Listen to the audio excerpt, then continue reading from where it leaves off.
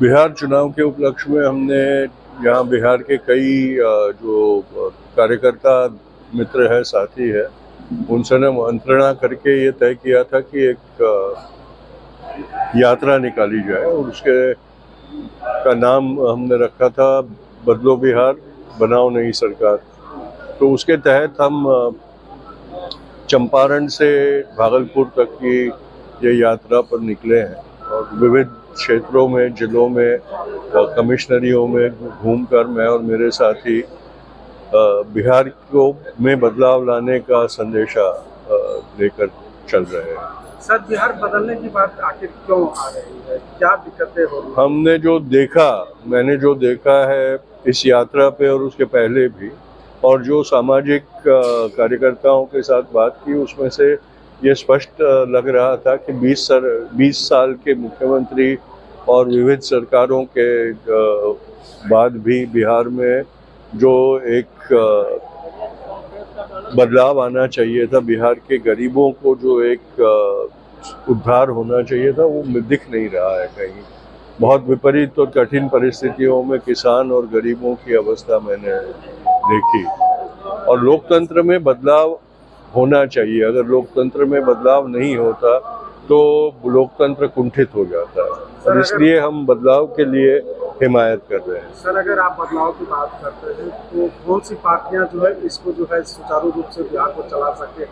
किनके साथ आप लोग खड़े हैं? हम महागठबंधन के साथ हैं, क्योंकि हम एनडीए के खिलाफ है, और एनडीए जो विभाजनकारी उनकी जो भूमिका है, उससे जो समाज का और देश का नुकसान हो रहा है, उसके खिलाफ हम खड़े हैं। इसलिए हम महागठबंधन का समर्थन कर रहे हैं। महात्मा गांधी के सपनों का घर, क्या उसका रूप अभी दिख रहा है? ये अभी अगर देखा जाए तो ये महात्मा गांधी के और हमारे सृजनकारों के दुस्वप्नों का भारत है। उन्होंने कभी ये कल्पना नहीं की होती कि इतनी बदतर परिस्थिति होती। मैं जब चंपारण गया, परसों जब मैं कोशी तट पर जो तटबंध के से ग्रस्त गांव है उनमें गया, वहाँ जो मैंने परिस्थिति देखी तो मैंने ये अनुभव हुआ कि बापू जब चंपारण आए थे और नील के किसानों की हालत जो उन्होंने देखी थी उसमें, और मैंने वहाँ कोशी के तट पर जो गांव है उनके लोगों की, नागरिकों की जो हालत देखी और जो पीड़ा उन्होंने व्यक्त की मेरे सामने, उसमें कोई फर्क नहीं लगा।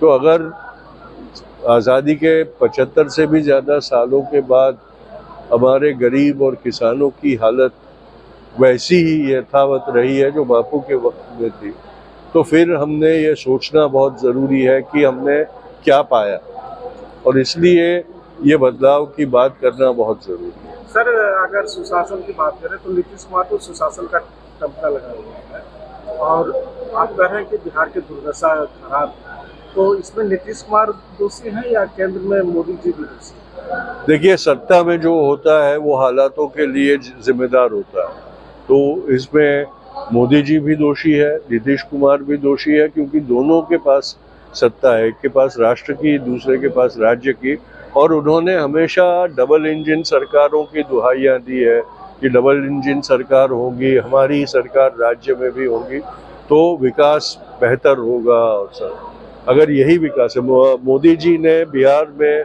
को जंगल राज और गुंडा राज कहा था, और ये कहा था कि हम आएंगे तो ये सब सुधार देंगे, लेकिन पिछले 1 महीने का ही अगर मैं देखूं तो खून, बलात्कार और हिंसा के वाकये बिहार में कितने सारे सुनने मिल रहे हैं। तो लॉ एंड ऑर्डर का कोई फर्क पड़ा हो ऐसा लगता नहीं, गुंडा राज यथावत हो ऐसे लग रहा है। तो अगर ये हालात है तो फिर हमने इनके खिलाफ आवाज उठाना हमारा कर्तव्य बन जाता है। तो आप लोग इस अभियान में कितने सफल हो पाएंगे सर? हम सफल हो या ना हो, हम प्रयत्न करेंगे और करते रहेंगे। ये अभियान सिर्फ चुनावों के लिए सीमित नहीं रहेगा। बिहार को बदलने का जो अभियान मुहिम हमने शुरू की है, चुनावों के बाद भी हम ये काम करते रहेंगे। अच्छा सर, अभी यात्रा कितने जिलों से होते हुए पूर्णिया पहुंची है सर?